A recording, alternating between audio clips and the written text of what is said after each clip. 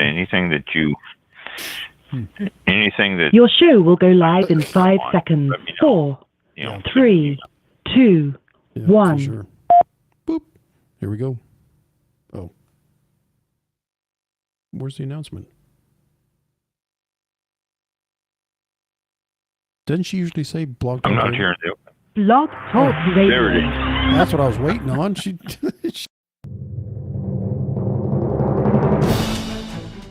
This is All About Wine, the talk show dedicated to the wine industry since 2009. Featuring winemaker, cellar master, vineyardist, and tasting expert, Ron. Basically, what we're trying to do on this program is just trying to educate people and trying to make wine less confusing and more friendly. From coast to coast and around the world. You know, we really have had some neat people on the program. I love that. Post your questions and comments during the live show on our Facebook page at www.facebook.com/allaboutwinebtr. Again, that's www.facebook.com/allaboutwinebtr. And now, All About Wine is on. Here's Ron.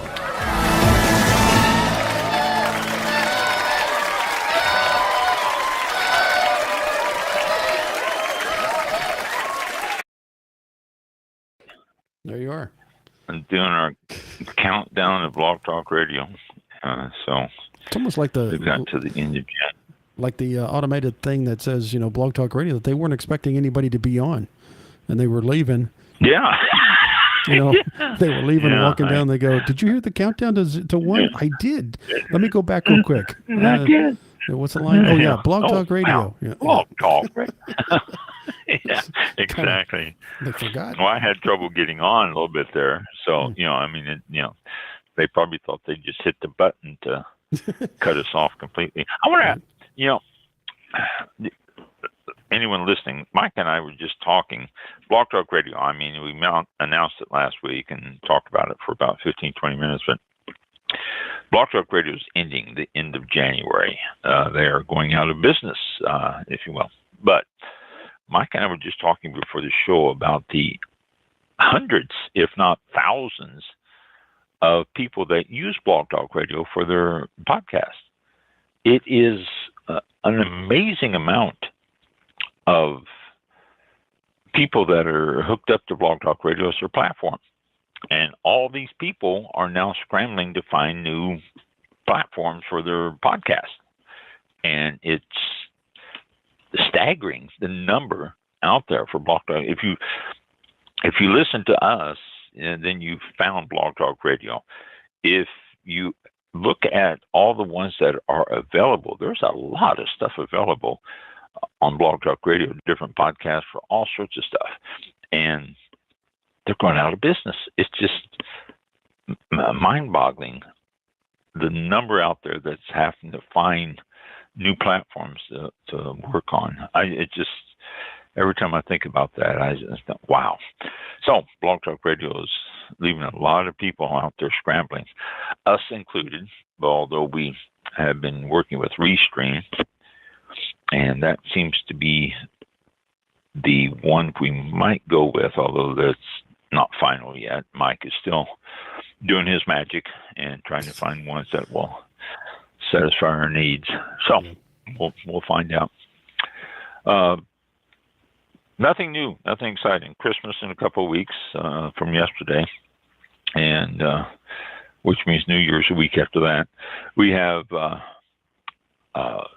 no guests for the rest of this month. I went to the list of all of our guests that we've lost because of Blog Talk Radio glitches, and I've been sending them emails and stuff.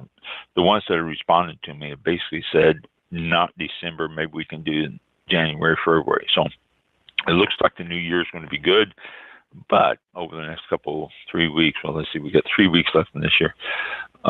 Do we? No, just 2. 2 weeks left in this year for the show, is what I mean, because the 31st is on a Wednesday, So, and then the 1st of January is on a Thursday. So we've only got 2 weeks, 2 more shows this year. Wow. Never thought about that till just now. But just have some information for you tonight. Next week, I'm going to go through and give some wine and food pairings to get you through the holidays. What wine will go good with what foods and why. And that's something else I'm going to go into is why. So often, I'm sure you see, well, this goes great with steak, and this goes great with lamb, and this goes great with spinach casserole, and this goes. Why does it go great with it?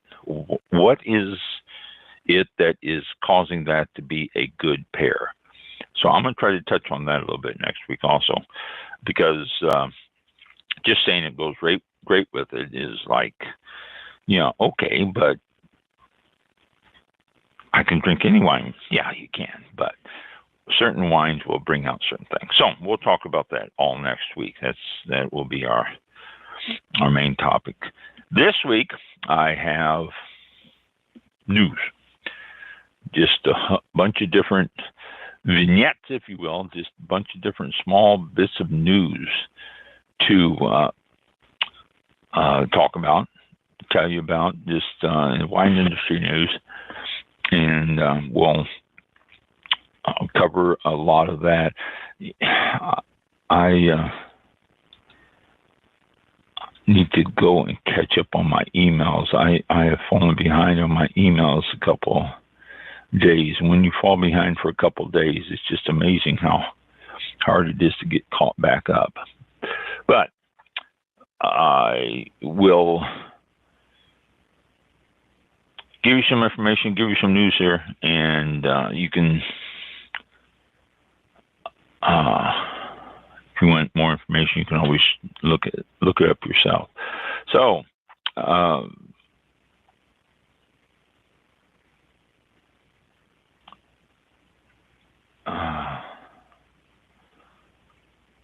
okay, this is interesting. I don't know if it's not going to affect your bottom line if you're going to buy wine. And a lot of the news I try to give you, it's a matter of how much is it going to affect you. But some of the stuff is just interesting.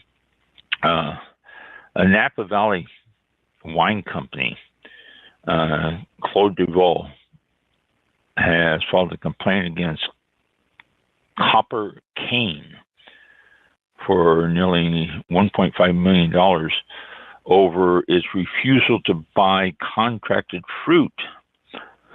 Clos du Val alleges St.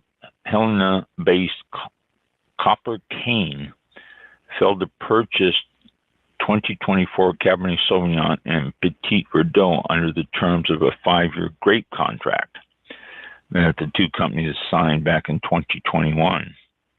Under the contract, Copper Cane was supposed to buy up to 243 tons of Cabernet Sauvignon at $6,180 a ton, and up to 33 tons of Petit Verdot at $5,150 a ton.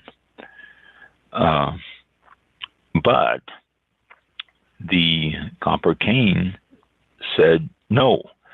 And I think it's because of smoke taint. Let me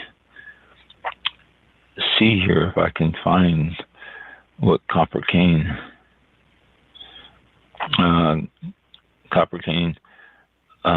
did not buy the grapes because they were to be picked October 1st, and as of October 4th, they had not been harvested. So that's it. So in the end, third parties bought Cabernet Sauvignon fruit at $1,200 a ton, and the Petit Verdot at $1,000 a ton. So Clos du Val expects to receive $209,555 for the fruit after paying commissions, according to the complaint. It would have received $1,657,000 plus, or about $1.7 million, had the fruit been sold to Copper Cane. So they're suing. Copper Cane has not been reached for any comment on the case, which most of the time they won't make comments on an ongoing case anyway, so, that. But they'll try to determine what's going on. But a contract's a contract, so at Claude Devaux, and when you're starting to talk about $1.5 million, what I say, 1.7 million, is a substantial amount, especially for even a winery as big as Claude Devaux. It's a lot of money. And so we'll take a look at that and see how that's going. Copper Cane had sought to amend the contract to buy the fruit at a far lower price. And they sought to drastically reduce the price included in the 2021 purchasing agreement. So they just didn't buy it this year. And Claude Devaux had to sell it for a lesser price. So they're suing for the difference.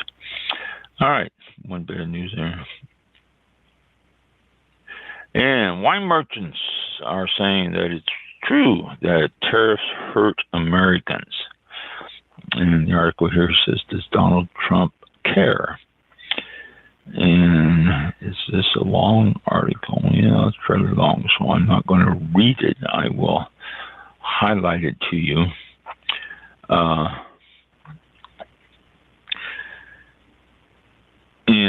You might remember in 2029, the first Trump administration, or 2029, geez, where am I? 2019, during the first Trump administration, the White House put a 25% tariff on wines from France, Spain, and Germany. And American wine importers paid $239 million in tariffs over the next 18 months. And they also was considering putting a 100% tariff on European sparkling wines to help sell American product. So it's understandable these companies are gearing up to try and prevent new tariffs, and they've hired lobbyists to go to Washington. They're appealing to Congress, and they're explaining why tariffs on European wines actually hurt Americans. Their arguments are correct, but this article says I don't think it will make a difference. How tariffs work and how they don't. Let me go ahead and read this. This is really just 3 paragraphs, but let me read them. A tariff is a tax on an imported good. When the product, let's say a bottle of red wine from Tuscany, arrives in the U.S., the importer must pay the tariff. If the winery is selling the wine to the importer for $15 a bottle, a 25% tariff bumps it up to $18.75. Next, it's sold to a wholesaler, then to a retailer or restaurant, and finally to you. At each stage of the process, the price is marked up. A wine that seemed like a smart buy can suddenly feel like an unreasonable splurge. Yeah, I mean, when you're paying $15 a bottle and this thing's all of a sudden now at $18.75, you take pause. For decades now, globalization has expanded trade, and tariffs have been primarily used as economic sanctions. When the first Trump administration imposed its wine tariffs, the U.S. was in a lengthy fight over airplane manufacturing with EU nations who were subsidizing Airbus, giving it an advantage over U.S.-based Boeing. And I think I mentioned that. We talked about the tariffs that were being imposed because of the airplane,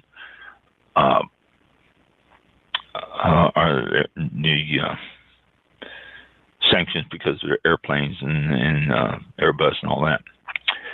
Because Airbus has a factory in Alabama and uses a lot of American parts in its planes, and Boeing buys tail parts from Italy and door parts from France, the White House ended up imposing 10% tariffs on European airplanes, but 25% tariffs on European wines, Italian olive oil, and Greek yogurt and single malt scotches. So the tariffs were there, and we talked about what was going on during that too. I do remember us talking about the tariffs, how they were affecting it. But this is pandemic, and a whole lot of inflation and going, all sorts of stuff has happened since then. The wine market now is weak. Sales have been shrinking for about 3 years, they're saying, and inflation has caused prices to go up, and also not just prices of the wine, but also prices for labels and bottles and shipping and boxes and everything you can think of. So this is putting quite a pinch on the wineries and importers. During the tariff, wine merchants teamed up, forming the U.S. Wine Trade Alliance to lobby the government, spread awareness of how the tariffs hurt the American companies. But U.S. Wine Trade Alliance research found that every dollar of European wine sold in the U.S. generates approximately $4.50 for American businesses. Not a bad deal, really, for every dollar. During this year's campaign, USWTA, which is the abbreviation that they use for the United States Wine Trade Alliance, the USWTA has been preparing for possibility that Trump will return to office and bring tariffs back. So they've hired lobbyists and all that already in Congress, and they're seeing what they're going to do about that.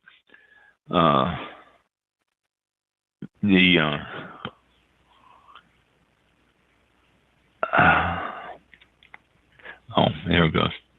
It said that multiple American companies pay the tariffs as evidence that the tariffs increase sales for domestic wines. When tariffs on commodities like steel, one could argue that it might benefit American steel manufacturers. But Chardonnay, grown in the soil of Chablis, produce a wine that cannot be recreated anywhere on earth. The same can be said for Nebbiolo in Piedmont, Pinot Noir in Burgundy, or Tempranillo in Rioja. We love American wines, but they just are different than their European counterparts, even when they are made with the same grape. So it's not like you're getting apples for apples because of the way the grapes are grown and all that. So they are looking at trying to stop the high tariffs. He is not calling for across-the-board tariffs on foreign products, but he is including 60% tariffs on all imports from China and tariffs between 10 to 20% on goods from all other countries.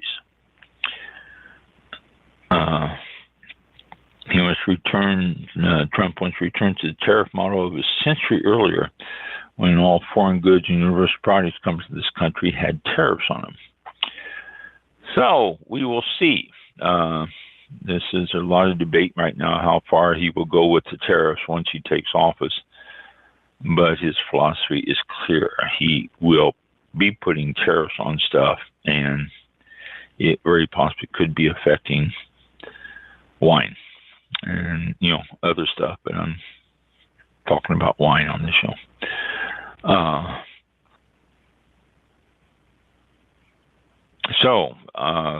Tariffs could affect the price of wines coming in from,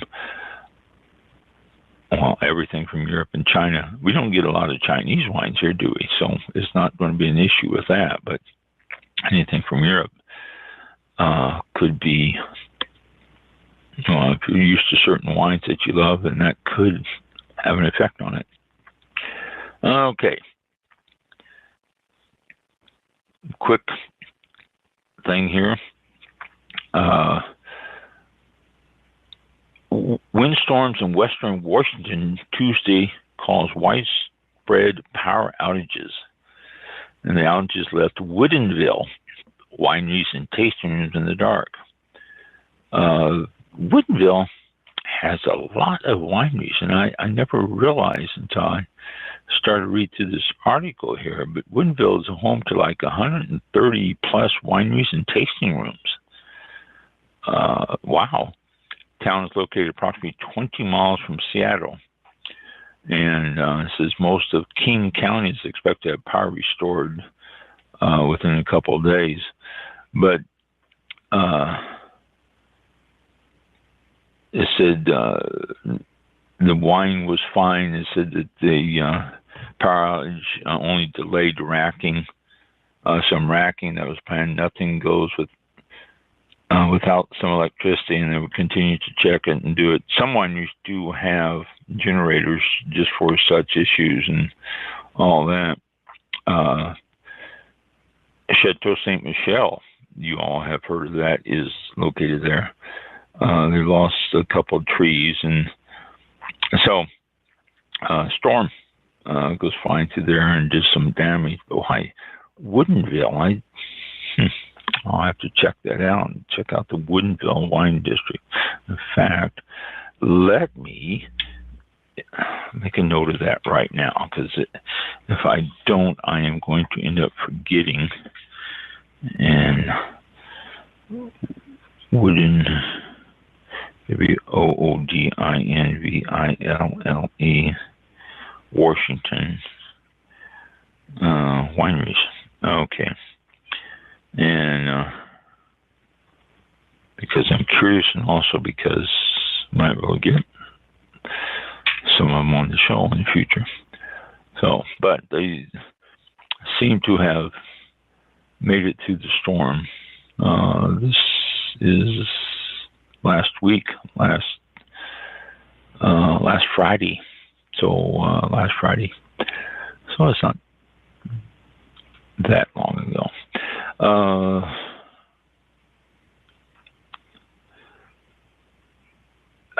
The French are protesting.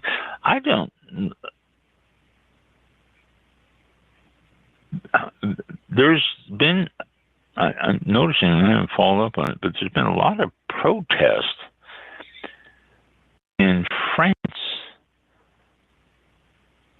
about grape growing, and I'm seeing different things popping up on my different news feeds, and I just haven't did it. It says around 100 members of a union representing French grape growers began their blockade of the A9 motorway last Tuesday. Okay. Cantor, don't do that. They parked tractors across a busy toll booth, which is close to the Spanish border, creating huge traffic jams in both directions. The growers seized a lorry carrying Spanish white wines destined for Côte d'Or and emptied the contents onto the road. The protest has continued as the growers warned they would block all freight for an indefinite period until their demands are met. And the union says they want to achieve decent prices, and in particular a 20% increase on their wines or 20 cents per bottle. They felt they were left with no choice but to escalate their anger by blocking freight at the border. This is the latest in a string of protests from furious French grape growers who say they are being squeezed by large retailers and merchants. So, wow, that's what this is all about. I've seen it talking about the protests, but I just didn't, for some reason, every time I saw it, I was doing something else, and I just passed right through it. The latest negotiations with the marketeers of merchants and large retailers present us with 7% reduction on wine prices, even asking that we come and put them on the shelves. This is what is unacceptable, not our blockade.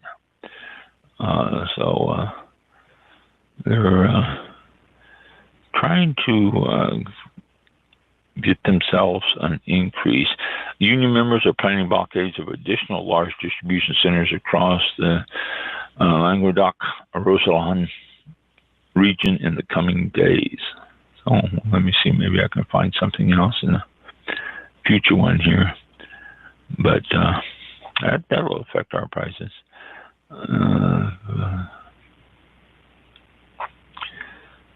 Okay, I thought they had legal. Okay, I just saw a thing here, and I didn't see this before until just now.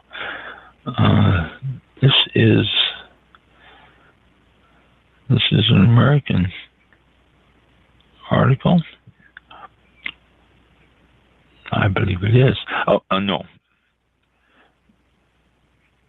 Okay, it's Australia. Okay, I was going to say, I thought they had. I'm sorry, I'm talking to myself on this, and you don't know what I'm talking about. This, the National Organic Standard Bill, private senator's bill tabled by the Nationals' Senator Bridget McKenzie would, if passed, make Australia the final country in the Organization for Economic Cooperation and Development to create a legal definition of the word organic. So, everybody has to except for Australia. Currently, products can be labeled and sold as organic in Australia with as little as one organic ingredient, leaving it to consumers to check for certification logos. Also, hallmarks of the certified organic industry to ensure the label claims can be trusted. Conversely, Australian organic producers selling into overseas markets must adhere to strict export standards that specify strict requirements for certified organic ingredients. So if we get anything from Australia that says organic, it has to meet our standards, our being U.S., for anybody listening from another country. And if you get it from anything from Australia to any other country in the world, it has to meet your standards for organic. But now Australia has set their standards up higher, so it's not just one ingredient. And so they are trying to get it so that when it says organic, they actually have organic ingredients all the way through. Members of the Organic Development Group, there's Biodynamic Research Institute, Organic and Regenerative Investment Cooperative, all sorts of things here. Boy, that surprised me that Australia didn't have stricter standards than that. Oh well. So now we know. So okay, that takes care of this set. Let's go to the next set.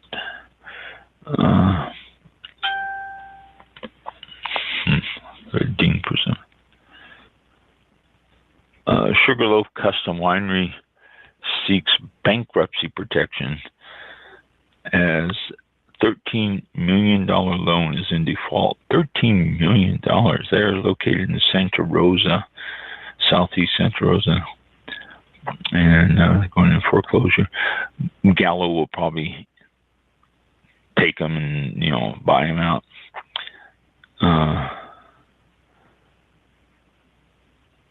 Let's see, vineyard workers, tasters, and no one celebrate. Seven slave, sorry, constantly around.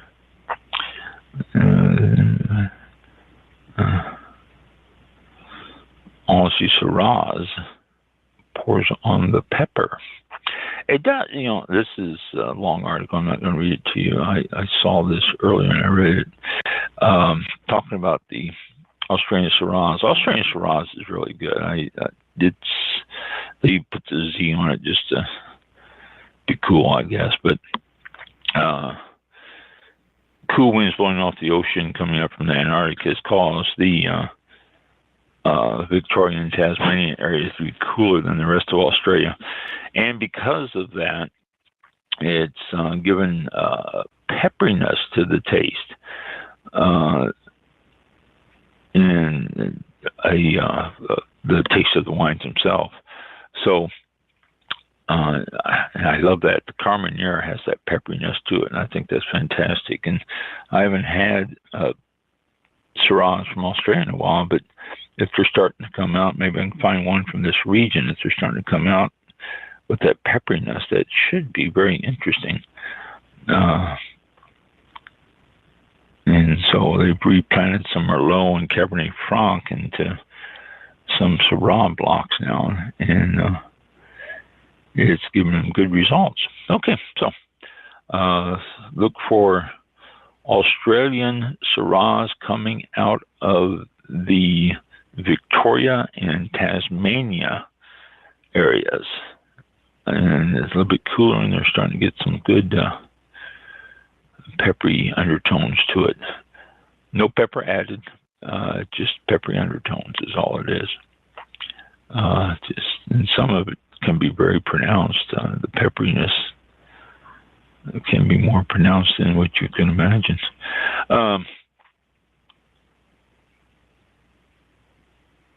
Okay, Temecula. Anybody who has ever seen the movie,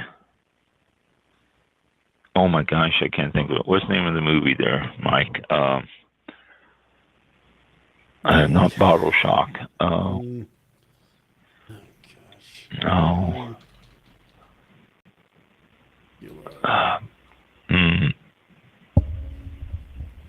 right. Oh, geez. Getting something here. Yeah. Twisted. It's not Twisted Vines. Temecula. Mystery. No. Twisted Vines is one. No. Oh, okay. No, this came out about 10 years ago. No more than that now. About 15 years ago. Oh, geez, I can't think of the name of it. I really can't. If anybody's actually listening live, then IM us and let us know. Wow. Yeah, I'm looking. Yeah, I can't.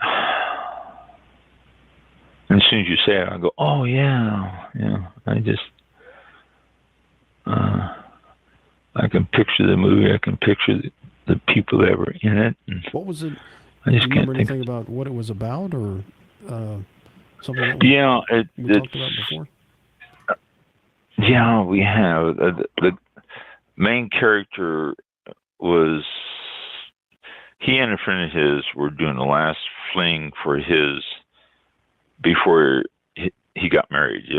He went down and it was doing a wine tasting, and they met these two girls and hang out with them. And he actually criticized, that's where they criticized Merlot.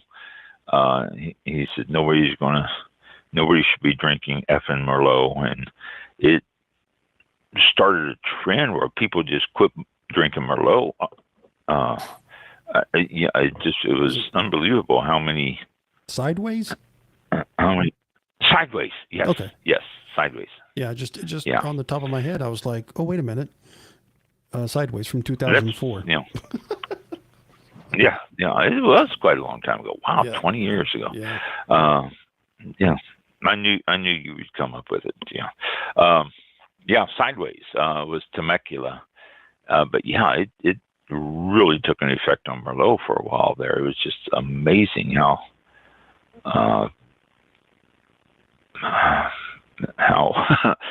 that one line in a movie can cause people just to avoid Merlot. But Sideways was a movie. And what is all this crap I'm getting on here now? Getting a bunch of. Okay, this is what I want. We don't want that. We don't want that. Okay, there we go. We're back to where we were. But Temecula is the area where this movie was filmed. And after it was filmed, it boomed. It was just amazing how many people all of a sudden discovered Temecula. And Temecula is in Southern California, not too far from Los Angeles. So it's a good area to visit for people who are visiting it. And it took off. But this article here says that Temecula is hurting right now. It's starting to fall down. The sales are starting to fall down. And there is 11 wineries that are looking at either selling or doing something, restructuring themselves so they can do it, because the sales in that area have really fallen down. They're saying there's a lot of tire kickers who have came in and looked at buying the wineries, but nobody is really interested in putting the money into it now.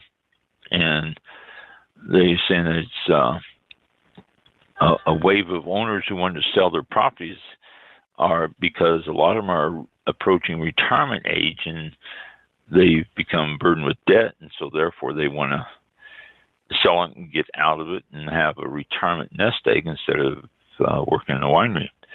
So Temecula is got quite a few. What did I just say? 20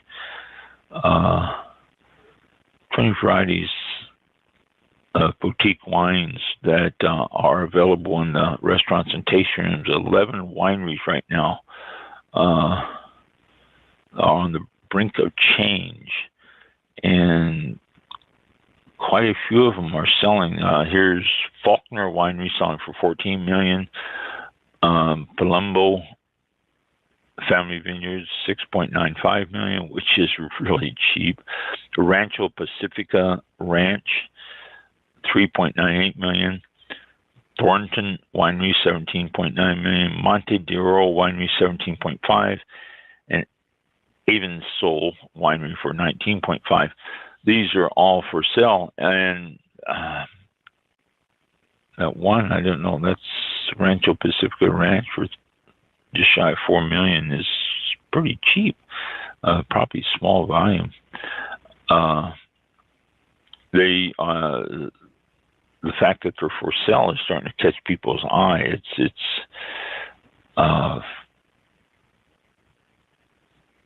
He's a broker who sells wineries in the Temecula area, says he's never seen so many wineries for sale as they have now.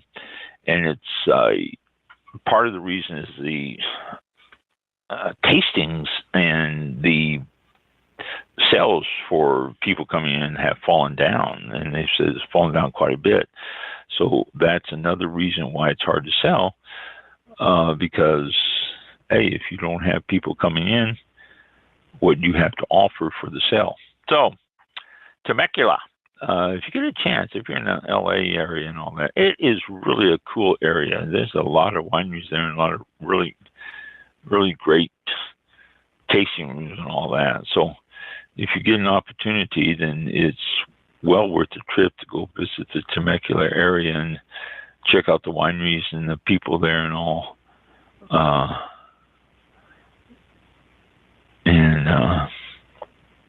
Check and see what they have. Here's Evansall. I just told you that winery is closed as of October 24th. Looking at some of these, people just they said it's time.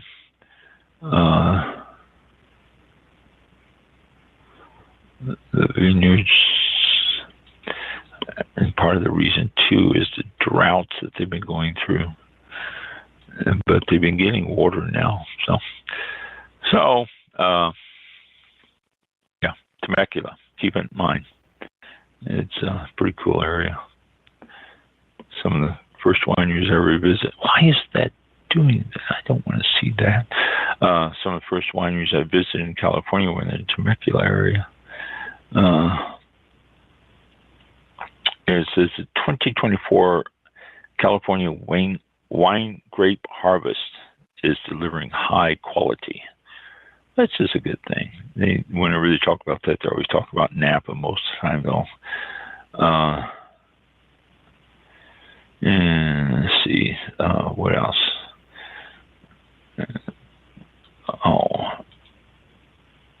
This is something that still baffles me.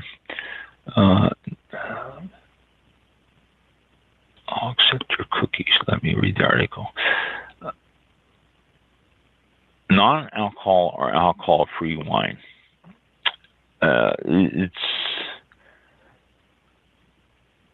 It's complex. We've talked about this quite a bit in the past. There's another article that says how tech is shaping non-alcoholic wine. This starts out quoted someone and says, "Not exciting" is how one drinker sums up their experience. Another one says, "It tastes like fruit juice." And a third, "Not worth the money." The production of alcohol-free wine is plagued by difficulties. Unlike beer, it needs to be reduced by up to 14% of the total volume. And it gets costly. People are disappointed most of the time. There's a quality gap that they need to close, is saying the producers. So mechanics of alcohol-free wine can get quite complex, actually. It's different ways, and I think I covered this on a show in the past, talking about alcohol-free wine and how it's made and different ways that they make it. And to me, I'm not a real big fan of alcohol-free wine because it doesn't taste like wine. I think it's missing something. Yeah, the alcohol. So, but alcohol-free wine is starting to, it was catching on for a while there, but then it started to fall down, but now they're starting to put high tech into making it and trying to find what is best for producing full strength wine and then stripping out the alcohol and the methods of doing that and all that. So AI is getting involved with everything. Now it's getting involved with alcohol-free wine. So we'll see what happens as that comes up. Okay, let me get out of this and go to my next one here. Another article on the outlook for the wine industry and tariffs. Again, they don't know how to read this and what to do. Some wines are thriving, others are not. They say already signs point to some sort of broad tariff, but they'll have to wait and see how much and what and who and all. So it's something that we need to keep an eye on. As soon as I find out stuff, or as soon as I see anything, I will pass it on to you. Yeah, it's talking about, this article goes in, it's a rather long article, but it's talking about, will Trump put it on wines, and if so, how much? And we'll see. We'll see what happens. And we're back to this. I just noticed this here. On every $1 spent on wine in the U.S. from abroad, we keep $4.52 in the U.S. because of the 3-tier system. A French producer sells wine to the importer, who sells it to the distributor, who sells it to restaurants and retailers. Yeah, okay, I still don't see how that translates to, but I guess I have to read that in depth to see what it's talking about. October direct-to-consumer shipment values sink by 11%. That's not a good thing either. It's okay. No, okay. Let me go to the next one and see. Wine advisor. There it is. Global wine production falls to the lowest level since 1961. 1961. Lowest output in 20 years in the southern hemisphere, and declines predicted in the northern hemisphere this year also. And production has been down because the demand is down. There is an oversupply of wines throughout the world, and so they have dropped production to try to balance it out. People aren't drinking as much. This is something I've seen in quite a few articles. People have stopped drinking as much, and wine is taking its toll on it because of it too. Wine is one of the alcoholic beverages that has been down by about 10% overall over the last 10 years. And so I want to read that article all the way through and see what the numbers are. Argentina did increase their production, but everybody else is down below the 5-year average. Chile, sharp decline, 15% year over year. South Africa, 5% drop. And it's just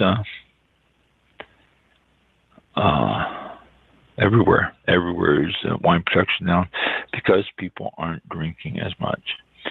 Okay.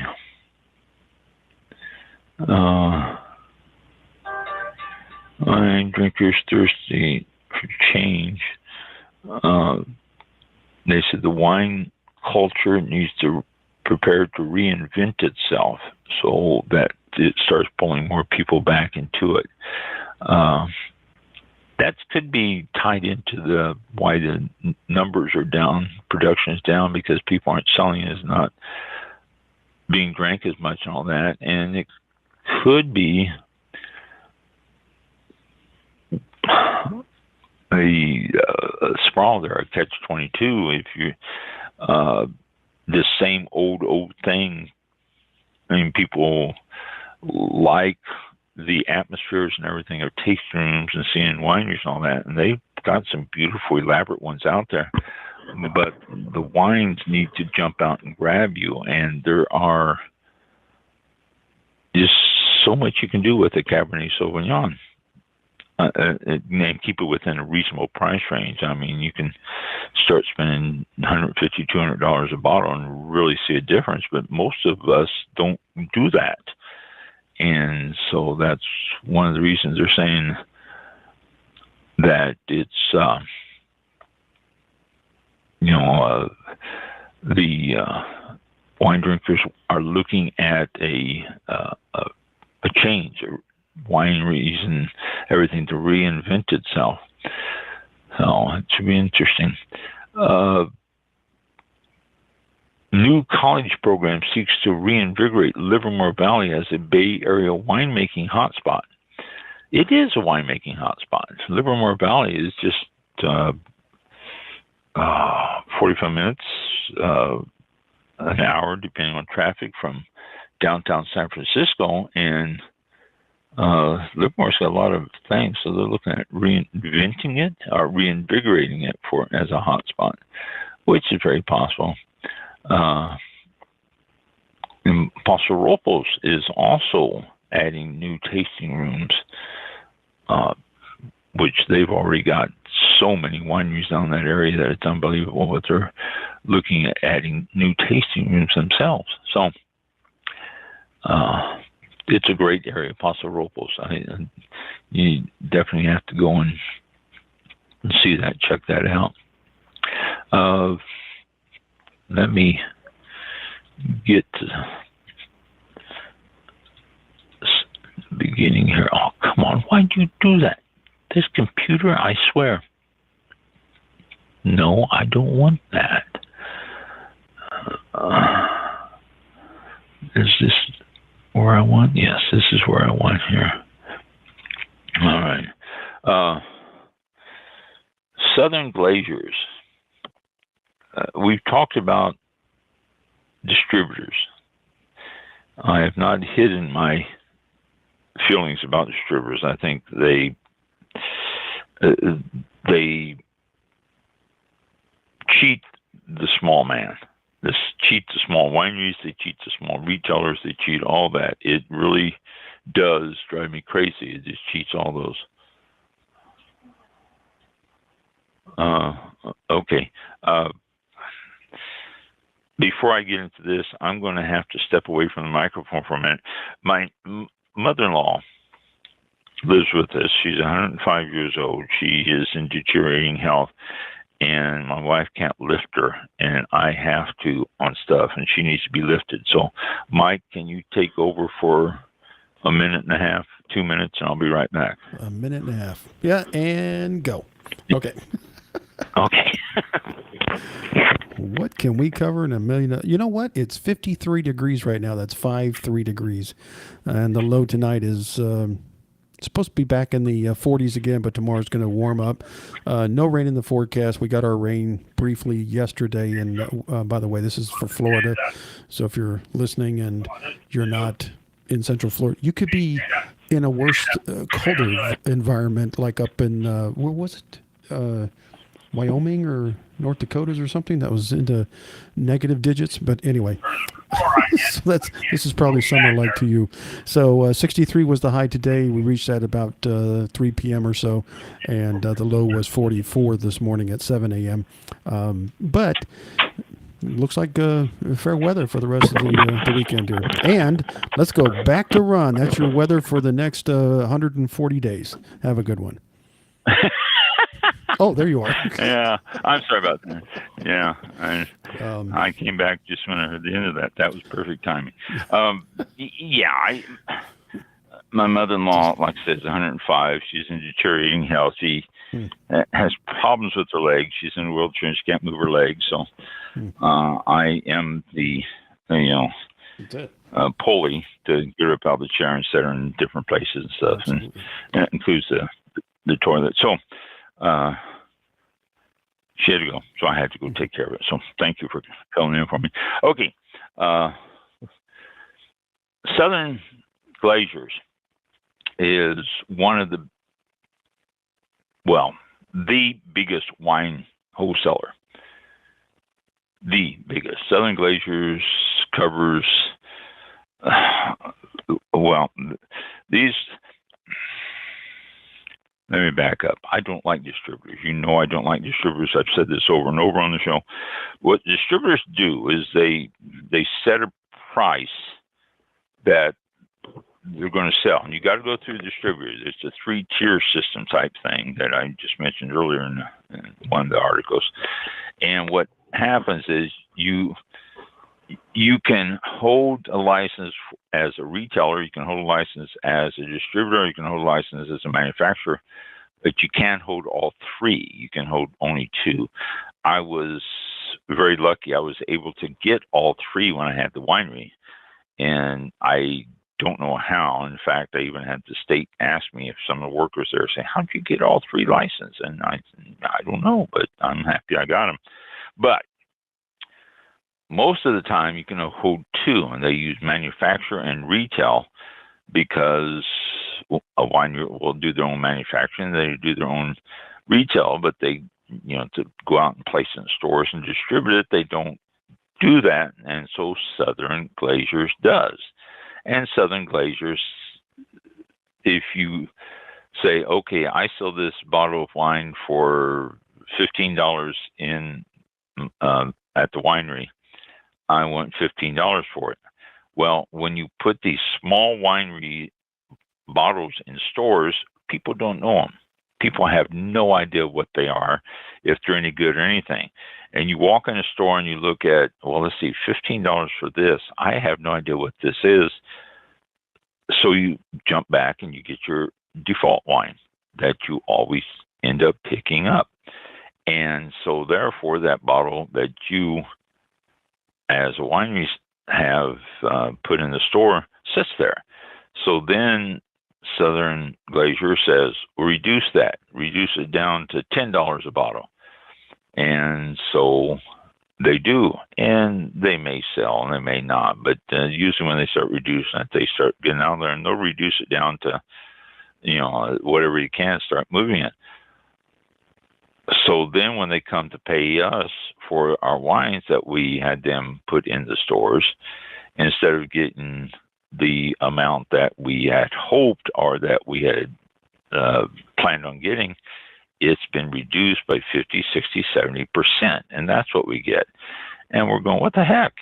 This is not a good deal here. They say, well, that's how we do it. And that's the end of it. That's why I don't like distributors. I do it myself, and I say, okay, sell this for this much. And if it doesn't sell, then I pull it out of there. I don't have to reduce it or anything. But I just saw this, and let me read this. It says the Federal Trade Commission will sue Southern Glaciers, the world's biggest wine wholesaler, for illegal business practices that include charging small retailers higher prices than its biggest consumers. And this is another thing, too. A little small corner store, mom and pop store that's selling wine can't get the discounts that the big, Total Wines and More and all these get. And so this is why they're being sued. It goes on. This pricing, claimed the FTC in its complaint, gave the wholesalers largest accounts in 33 states, including Total Wine and More, Costco, and Kroger, quote, insurmountable advantages that far exceed any real cost efficiencies for the same bottles of wine and spirits. The loss of competition ultimately harms consumers on choice and price. Good. And we had someone from Southern that was a guest on the show, and he talked about Southern, how it worked, and they, if they do it properly, great, that's wonderful. But this is what they do. And that's why I don't like them. In fact, said an FTC official, although she couldn't go into specifics, quote, in many instances, the price differences are eye-popping. It's not a matter of pennies. We see this conduct across the board and in a consistent pattern.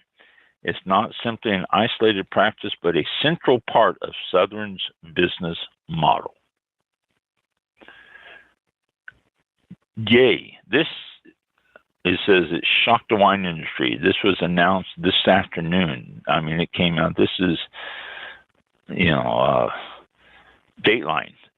December the 12th. This article is dated, and today is December the 12th. So this is right now. This is going on. And it says that this news combined with the news that the Kroger-Albertson merger is off. And I don't know if you've heard that, though. Kroger's and Albertsons are trying to merge, and it's been called off. It's different reasons, but they called it off. It has been so long since people worried about the effect of things like this on small retailers, which is to put them out of business. We'll see where it goes and if it will affect other large distributors. See, and that's why, because it does put small ones out of business. You can't get in. You walk into your small corner wine shop and you want to pick up a bottle of your favorite wine, and it's $2 or $3 more than if you just drive down the street to Kroger or Costco or something. So you just sort of skip it there and you go down to Kroger or Costco and you pick it up there for $2 or $3 cheaper or more. And it's because these small businesses cannot and could not compete in the price because the distributor, Glazier's, didn't give them the discounts they did to the big stores. And the FTC says this is not right. And so they're being sued. And I think that's great. I really do. And they're in so many states and they're in so many different areas and they have almost a monopoly. There are some smaller retailers, or wholesalers rather, and distributors around, but they don't carry the whole line that Glazier's does, and so you can't always get the whole line. And so I think it's a fantastic thing. It's ongoing. They serve the papers today, and we'll see where it goes from here and what happens. And if Southern Glacier says, "Oh, we're sorry," and they give them, $8 or $9, $10 million, say, "Here, we'll give this to the small businesses," and then the small businesses will probably never see it, because of bureaucracy, and everything will be all right, and Southern Glaciers will go back doing it again. All right, there. I'm off my soapbox about it. I don't like distributors. But that takes care of us for tonight. Next week, like I said, we're going to be talking about food pairings for the holidays. Interesting. Okay, just in time. Can't wait for that. So join us on the 19th. That is Thursday the 19th, next Thursday, 7 p.m. Eastern Time, live. And we'll do it again. And like you said, it'll be pairings. And nobody talks about why did you choose that wine, or why did you say, hey, the wine pairing should go with this, and you only hear, this, it's almost like a rule. Like, here's the rule, we won't tell you why. But, right. So it'll be good to hear that in the show. So tune in, and we'll close the show for tonight at 8:02 p.m. Thank you. Have a great week and rest of the week and weekend ahead, and we'll talk to you all next Thursday at 7. Thank you. Live right here. Thanks for listening. Be safe. Yeah, thank you. This concludes tonight's broadcast of All About Wine with your host, Ron. For show information, links to All About Wine on Twitter and Facebook, or to be a guest on this show, visit the show website at www.allaboutwinebtr.com.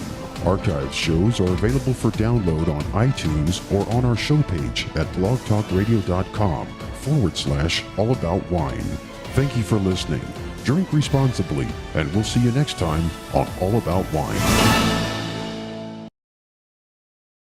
That's it.